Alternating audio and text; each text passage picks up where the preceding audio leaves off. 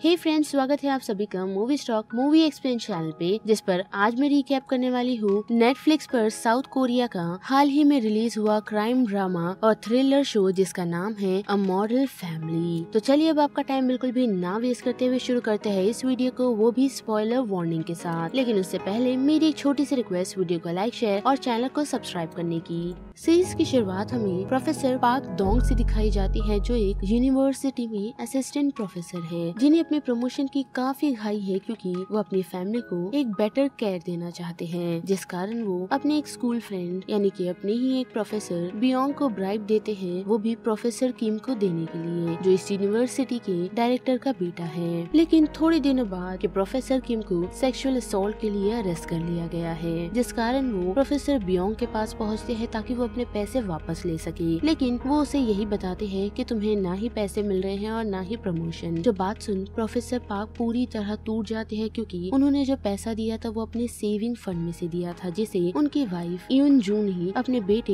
Hyeong वू की heart surgery के लिए सेव करके रखे थे, जो बचपन से ही एक हार्ट डिजीज के साथ पैदा हुआ है। और अब उस पैसे को लेकर प्रोफेसर पाक काफी परेशान है, जिसके साथ साथ हम ये भी देख सकते हैं कि उनकी फैमिली भी टूट गई है। और उन सारी चीजों से परेशान वो अपनी कार एक शांत जगह पर ले जाते हैं और वहाँ पर अचानक से पीछे से एक कार आकर उनकी कार को हिट करती है, जिस कार को जब वो चेक करने के लिए पहुँचते हैं तो वहाँ उन्हें काफी सारे पैसे मिलते हैं जो पूरी तरह खून में सने हैं, जिसके साथ साथ उन्हें वहाँ 2 डेड बॉडीज मिलती है। और अब हमें पता ही है कि प्रोफेसर पाक को पैसों की कितनी जरूरत है, जिस कारण वो उस कार से सारा पैसा उठा लेते हैं और वहाँ से अपनी कार लेकर निकल जाते हैं। लेकिन थोड़ी देर बाद वो ये डिसाइड करते हैं कि वो उस कार की डेड बॉडीज और उस कार को ठिकाने लगा देंगे, जिससे उनके बारे में किसी को भी पता नहीं चलेगा। और वो उन डेड बॉडीज को अपने बैकयार्ड में गाड़ते हैं, साथ ही उस कार को भी क्लीन कर वहाँ से पास ही के लेक की तरफ ले जाते हैं, जहाँ पहुंचकर वो उन डेड बॉडीज में से मिले हुए एक फोन को उसी लेक में फेंक देते हैं। और हमें पता चलता है कि जो पैसे प्रोफेसर पाक ने चुराए हैं वो योंगसो रिंग का है, जो एक ड्रग ऑर्गेनाइजेशन है। साथ ही वो लोग पूरे साउथ कोरिया में ड्रग डिस्ट्रीब्यूट करते हैं और उन्हें वो ड्रग्स काफी बड़ा कार्टेल सप्लाई करता है, जिसका नाम सैंगस्यूंग रिंग है। और उन पैसों में से अपना कट लेने के बाद योंगसो हर बार ठीक उसी तरह पैसे सैंगस्यूंग रिंग को पहुंचाता है, वो भी एक डिलीवरी वैन की मदद से। और वो वैन वही है जिस वैन में से प्रोफेसर ने पैसे चुराया और उस वैन को ले जाकर एक लेक के पास छोड़ दिया, जिस कारण योंगसो ये डिसाइड करता है कि वो अपने काबिल दोस्त क्वांग चुल को बुलाएगा और उसे पैसे लोकेट करने के लिए कहेगा। और अगर उसने वो जल्द से जल्द नहीं ढूंढा तो सैंगसुंग की टीम आकर उन लोगों को खत्म कर देगी। और उस पैसे को ढूंढने के कारण क्वांग चुल प्रोफेसर पाक के नेबरहुड आ पहुँचता है, वो भी उस कार को लोकेट करता हुआ, जिसके साथ साथ उसका ये मानना है कि वो पैसे यही कहीं आसपास में छुपे हुए हैं। लेकिन हम देख सकते हैं कि एक नार्कोटिक ऑफिसर जिसका नाम कैंग जू हुइंग है, वो सैंगसुंग रिंग के बारे में इन्वेस्टिगेशन कर रही है, जिस कारण वो भी उसी नेबरहुड में आ पहुंची है, यानी कि प्रोफेसर पाक के नेबरहुड में वो भी क्वांग चुल को फॉलो करते हुए। जिसके साथ साथ हमें ये भी पता चलता है कि योंग सॉन्ग की उस रिंग टीम में एक अंडरकवर ऑफिसर भी काम कर रहा था, जो उस दिन उस पैसे को पहुँचाने के लिए गया था, जो काम वो लोग जो हिंग ऑफिसर के कहने पर कर रहे थे। लेकिन उस ऑफिसर हांग चोल की मौत हो गई उस दौरान और उसकी अब डेड बॉडी प्रोफेसर पाक के बैकयार्ड में पड़ी है। और उसी कारण से जो हिंग खुद ही को हांग चोल के गायब होने का जिम्मेदार खुद को ठहरा रही है और वो उन्हें ढूंढने की कोशिश में लगी हुई है। और उसी के साथ बात करें प्रोफेसर पाक की, उनके पास काफी सारे पैसे तो हैं जिससे वो अपनी फैमिली को एक लग्जरियस लाइफ दे सकते हैं, लेकिन जबकि वो एक ऑर्डिनरी मैन है तो उन्हें कोई भी आइडिया नहीं कि वो उस पैसे को किस तरह लॉन्डर करवा सके, जिस कारण अब वो पैसे उनके गराज में हमेशा के लिए सड़ते ही रहेंगे जब तक उन पैसों को कोई ढूंढ नहीं लेता। और उसी के साथ योंगसो के बदमाश भाई कैंग जूंग को हम देख सकते हैं, जिन्हें क्वांग चुल बिल्कुल भी नहीं पसंद, जिस कारण वो उसे अपने बिजनेस से हटाना चाहता है। और साथ ही वो अपने भाई को इसके लिए काफी समय से कन्विंस भी कर रहा है कि वो उसे उनके बिजनेस से निकाल दे या फिर किसी के हाथों मरवा दे। और ऐसे ही एक दिन क्वांग चुल इन सारी बातों को सुन लेते हैं, जिस कारण वो ये डिसाइड कर लेते हैं कि वो योंगसो से हटकर अपना खुद ही बिजनेस स्टार्ट करेंगे, यानी कि आसान शब्दों में वो योंगसो को बिट्रे करने की तैयारी कर रहे हैं। और ये सारी प्लानिंग वो तब करते हैं जब उन्हें उनके पैसे प्रोफेसर पाक के पास मिल जाते हैं। और साथ ही क्वांग चुल ने ये डिसाइड किया है कि वो प्रोफेसर पाक से उनके पैसे नहीं लेंगे, बल्कि वो उन पैसों को प्रोफेसर पाक के गराज में ही सेफ रखेंगे। साथ ही वो उन पैसों को अब योंगसो को नहीं बल्कि उनके सुपीरियर सैंगसोंग रिंग को हैंड ओवर करने की प्लानिंग कर रहा है, ताकि वो योंगसो को उनकी डील से डायरेक्टली कट कर सके और खुद डायरेक्टली बिजनेस सेंग सुल के साथ मिलकर उन ड्रग्स को साउथ कोरिया में सप्लाई कर सके। और साथ ही क्वेंग चुल को जब अब ये पता चल चुका है कि प्रोफेसर पार्क को पैसों की जरूरत है, तो वो उन्हें उनका डिलीवरी गाय बना देते हैं, जिसके साथ साथ वो उन्हें बिट्रे नहीं करेगा, क्योंकि उन्होंने उसे ये धमकी दी है कि अगर उसने जरा भी चालाकी दिखाने की कोशिश की तो वो उसकी पूरी फैमिली को खत्म कर देगा।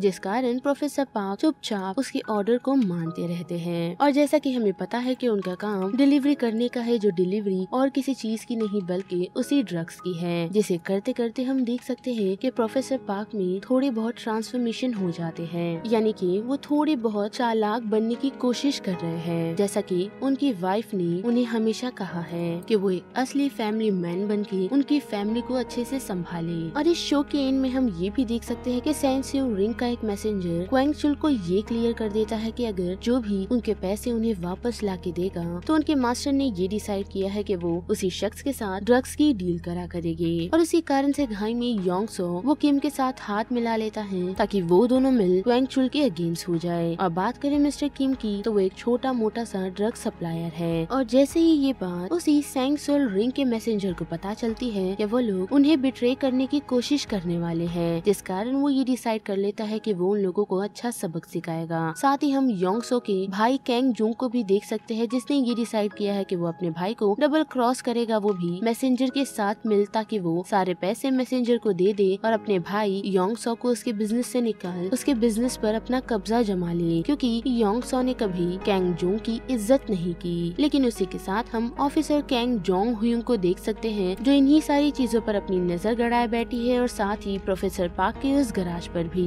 जहां उन्होंने पैसे छुपा कर रखे हैं। यानी कि हम ऐसा कह सकते हैं कि काफी सारे लोगों की नजर उन पैसों पर है, और वो सभी इसी वक्त का वेट कर रहे हैं कि कब क्वेंग चुल उन पैसों को वहां से निकालेगा और वो सभी मिलकर उन पैसों को हथिया लेंगे। लेकिन हम देख सकते हैं कि क्वेंग चुल को इन सारी चीजों के बारे में पता है, जिस कारण से वो एक ऐसा कॉम्प्लेक्स प्लान बनाता है कि वो उन पैसों को सही सलामत उस मैसेंजर तक पहुंचा सके, जिससे उन पैसों को कोई खतरा न हो। और उस प्लान में हम देख सकते हैं कि प्रोफेसर के साथ उसकी वाइफ भी शामिल हो गई है, जो अपने बच्चे की इलाज करने के लिए पैसे चाहती है। और कैंग चुल ने प्रोफेसर पार्क और उसकी वाइफ की मदद से ही योंग सो के भाई और योंग सो को बेवकूफ बनाया है, और साथ ही उसी पुलिस वाली को भी। और वो पैसे खुद बड़े ही आसानी से उस सिचुएशन से लेकर सीधा उस मैसेंजर के पास पहुंच चुका है। और पैसे देने के बाद हम देख सकते हैं कि क्वेंग चुल के सामने एक अलग ही परेशानी अब है, जिसे मैसेंजर ने ये कहा है कि उसे प्रोफेसर पार्क से पीछा छुड़ाना होगा। लेकिन हम देख सकते हैं कि क्वेंग चुल ऐसा नहीं करना चाहता, क्योंकि उसे प्रोफेसर पार्क से हमदर्दी है और उसकी फैमिली से भी, जिस कारण क्वेंग चुल ये डिसाइड कर लेता है कि वो मैसेंजर के अगेंस्ट जाएगा ताकि वो प्रोफेसर पार्क को प्रोटेक्ट कर सके, जो बेचारा सिर्फ अपनी फैमिली को प्रोटेक्ट करने की कोशिश कर रहा है। लेकिन सिर्फ यही रीजन नहीं है कि क्वेंग चुल उन्हें बिट्रे करना चाहता है, बल्कि वो इन सारी चीजों से काफी परेशान हो चुका है, क्योंकि सभी लोग उसे एज अ डॉग ट्रीट करते हैं और हर कोई यही चाहता है कि वो लोग बॉस यानी कि सुप्रीम से कनेक्ट होकर अपना ही एक अलग बिजनेस बना ले। लेकिन उसी के साथ हमें ये पता चलता है कि जो सेंग स्यूंग रिंग का वो जो मैसेंजर है वो और कोई नहीं बल्कि करप्ट पुलिस ऑफिसर है, जो स्पेशल इन्वेस्टिगेशन यूनिट में काम करता है। और साथ ही उसे सुप्रीम ने ये कहा है कि उसे जल्द से जल्द योंग सू से छुटकारा पाना होगा, क्योंकि उसने उनसे बिट्रे करने की कोशिश की थी, जिस कारण वो मैसेंजर योंग सू और उसके भाई कैंग जुंग को पकड़ एक जगह ले आता है, जहां वो उन लोगों को ये चॉइस देता है कि तुम दोनों में से मैं सिर्फ एक ही को जिंदा छोड़ सकता हूँ, तो तुम लोग ये डिसाइड कर लो कि किसे जिंदा रहना है। और डेफिनेटली हमें पता है कि कैंग जुंग स्टार्ट से ही इसी कोशिश में है कि वो किस तरह अपने भाई का बिजनेस हथिया सके, जिस मौके का फायदा उठाकर कैंग जुंग अपने भाई को ही मार देता है। और हम देख सकते हैं कि वादे के मुताबिक मैसेंजर ने कैंग जुंग को छोड़ दिया है, लेकिन वहाँ से जाने से पहले मैसेंजर ने उसे ये कहा है कि तुम्हें क्वेंग चुल और प्रोफेसर को मारना होगा।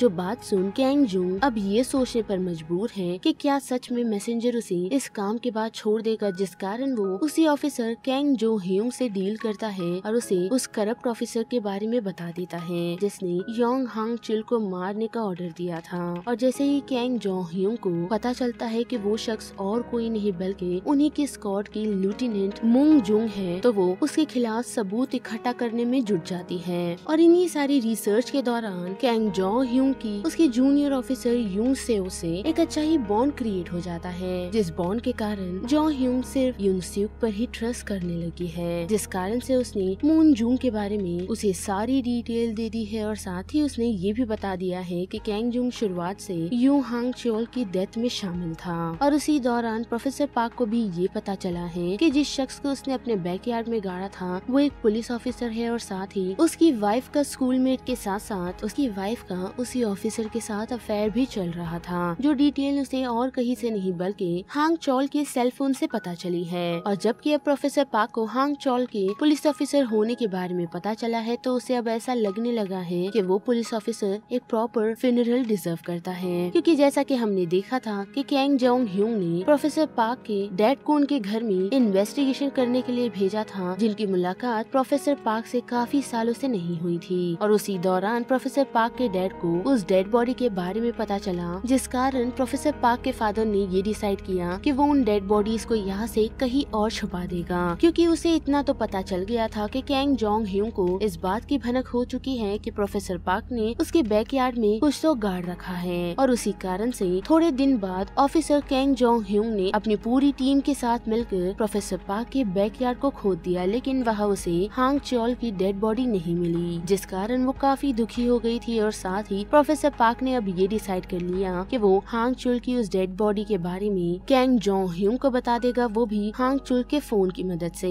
और हम देख सकते हैं कि जोंग ह्यूंग को हांग चोल की बॉडी मिल जाती है, जिसे जब वो खोद कर निकाल रही होती है तो उसी दौरान हम लेफ्टिनेंट मून को देख सकते हैं, जिसे इस बात की भनक लग गई है कि उनकी कार के डैश कैम से उनका मेमोरी कार्ड गायब है, जिस कारण लेफ्टिनेंट मून यहाँ से निकल सीधा जोंग ह्यूंग से मिलने के लिए पहुंची थी, जहाँ उनकी मुलाकात और किसी से नहीं बल्कि यूंग सेओक से हुई, जिसे मून ने शूट किया और वहाँ से एविडेंस के साथ साथ उस मेमोरी कार्ड को अपने साथ ले गई। और जैसा कि हमने देखा था कि जोंग ह्यूंग ऑलरेडी काफी परेशान थी हांग चोल की डेथ को लेकर, और जब वो घर पहुँचती है तो अपनी जूनियर योंग सॉक की ऐसी हालत देख वो और परेशान हो जाती है, जिस कारण वो ये सोच लेती है कि अब जुडिशियल सिस्टम कुछ भी नहीं कर सकता। और वो योंग सॉक को हॉस्पिटल छोड़ वहाँ से सीधा निकल पुलिस स्टेशन पहुँचती है और जाकर लेफ्टिनेंट मून को शूट कर देती है, वो भी हेड पर। हम देख सकते हैं कि चीफ ऑफ पुलिस नाम गी हूँ ये बताते हैं कि उनके इन्वेस्टिगेशन के अकॉर्डिंग उन्हें ये पता चला था कि लेफ्टिनेंट मून ड्रग्स माफियाओं के साथ मिली हुई थी, लेकिन जोंग ह्यूंग को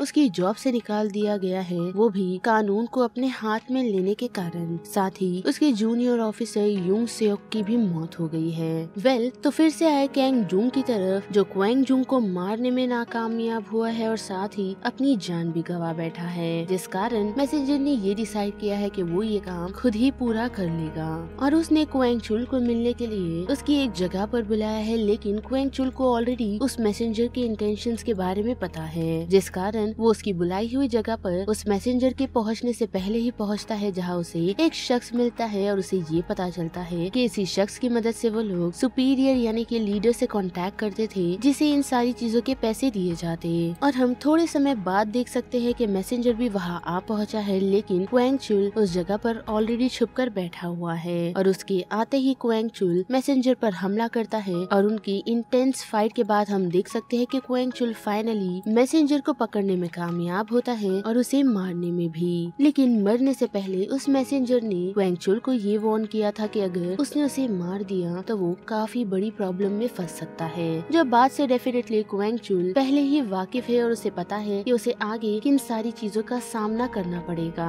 जिसके बाद वो उस पूरे घर को जलाकर और सारे एविडेंस को मिटाकर वहाँ से चला जाता है। लेकिन हम ये भी देख सकते हैं कि क्वेंग चुल ने उस मैसेंजर को मार उसी के फोन से फोटो लेकर सुपीरियर को भेज दिया है, यही सोचते हुए कि अगर कोई और इस चेन में जुड़ा हुआ हो तो वो उसे कांटेक्ट कर सके। और दूसरी तरफ बात करें प्रोफेसर पार्क की, तो जब वो उसी पैसे को लॉन्ड्रिंग के लिए ले गए थे तो उसमें से उन्होंने कुछ पैसे अभी तक अपने पास छुपा कर रखे हैं, जिस बारे में क्वेंग चुल को नहीं पता और उसे ऐसा ही लगता है कि वो पैसे गुम गए या फिर चोरी हो चुके हैं, जिस पैसे को प्रोफेसर पार्क ने डेफिनेटली और किसी के लिए नहीं बल्कि अपने बेटे के ऑपरेशन और अपनी फैमिली के लिए संभाल कर रखा है। लेकिन जबकि डॉक्टर को उसके बेटे के लिए सूटेबल हार्ट नहीं मिला, जिस कारण से प्रोफेसर पार्क के बेटे की सर्जरी नहीं हो पाई। और जबकि प्रोफेसर पार्क की वाइफ इंग जू ने डिवोर्स देना चाहती थी, अब वो इस बात के लिए रेडी है कि वो उन्हें एक और चांस देगी, क्योंकि प्रोफेसर पार्क ने उसे ये प्रॉमिस किया है कि वो सब कुछ ठीक कर देगी। जिसके साथ साथ प्रोफेसर पार्क को अब ये भी रीजन पता है कि उसकी वाइफ उसे डिवोर्स क्यों चाहती थी। और उसी के साथ प्रोफेसर की वाइफ की थोड़े से पास्ट के बारे में बात करी तो इंग जू कॉलेज कॉलेज के दौरान ही प्रेग्नेंट हो गई थी, जिस कारण से उसने अपना कॉलेज छोड़ दिया। जिसके साथ साथ इंग जूंग के काफी बड़े बड़े ड्रीम्स थे, लेकिन उसकी अर्ली प्रेगनेंसी के कारण उसके अचीवमेंट्स रुक गए और उसे एक मामूली सा जॉब करना पड़ा, जिस कारण वो खुद को वर्थलेस फील कर रही है। जो बात अब जाकर उसने प्रोफेसर पार्क को बताई है, क्योंकि अब उसे ऐसा लगने लगा है कि वो उस शादी के कारण खुद के बारे में सोचना ही भूल गई थी और उसे ऐसा भी लगता है कि उसकी पूरी लाइफ उसके बच्चों और हस्बैंड की इर्द गिर्द ही गुजर जाएगी। और इसी कारण से उसने क्वेंग चुल से कांटेक्ट किया था ताकि उसकी मदद से उसे काफी सारे पैसे मिल सके। और फिर से बात करें क्वेंग चुल की, तो हम देख सकते हैं कि वो इम्पेशेंटली उस रिप्लाई का वेट कर रहा है और हम देख सकते हैं कि उसे फाइनली कॉल आ चुका है, जिसे उठाने के बाद मे भी उसकी बातचीत सैंगस्यूल रिंग के लीडर से हुई होगी, लेकिन हमें कुछ बताया नहीं जाता। और यहाँ पर ये सीन सीधा कट होके प्रोफेसर पार्क की तरफ घूमता है, जिन्होंने अब ये डिसाइड कर लिया है कि वो पुलिस को जाकर सारा सच बता देंगे ताकि इसकी मदद से वो अपनी फैमिली को सेफ रख सके। लेकिन रास्ते में जाते वक्त हम देख सकते हैं कि उसे किसी अननोन शख्स का कॉल आया है और उसे उस कॉल का वेट करने के लिए कहा है, क्योंकि उस कॉल पर ही अब उसकी फैमिली की लाइफ डिपेंड करती है। यानी कि फिर से सेकंड सीजन में प्रोफेसर पार्क को कार्टेल का डिलीवरी गाय बना दिया जाएगा और साथ ही उसकी वाइफ को भी। और हम ये भी मान कर चल सकते हैं कि सैंगस्यूल रिंग के लीडर ने क्वेंग चुल के साथ डील एग्री कर ली है और मे बी क्वेंग चुल के कोई शख्स या फिर कोई और अलग कार्टेल के शख्स ने प्रोफेसर पार्क को ड्रग्स के डिस्ट्रीब्यूशन के लिए कॉल किया होगा। यानी कि सेकंड सीजन में अब हम ये भी देख सकते हैं कि पार्क उन सारे सिचुएशन से कैसे निकलेगा, या फिर वो ऐसे ही लोगों के लिए डिलीवरी गाय बन जाएगा, या फिर खुद अपना एक अलग औहदा उन कार्टेल्स के बीच क्रिएट करेगा। और यहाँ पर मॉडल फैमिली सीजन 1 का ये पूरा रिकैप खत्म होता है, जिस बारे में अब आप सभी की क्या राय बनती है उसे लेकर आप मुझे कमेंट सेक्शन में बता सकते हो। साथ ही वीडियो आपको पसंद आई तो वीडियो को लाइक, शेयर और चैनल को सब्सक्राइब करना मत भूलिएगा। बाकी मैं मिलूंगी आपको फिर किसी मूवीज या सीरीज के रिकैप के साथ। तब तक के लिए आप movie stock movie explain channel के बाकी वीडियोस को एंजॉय कीजिए। Till then bye.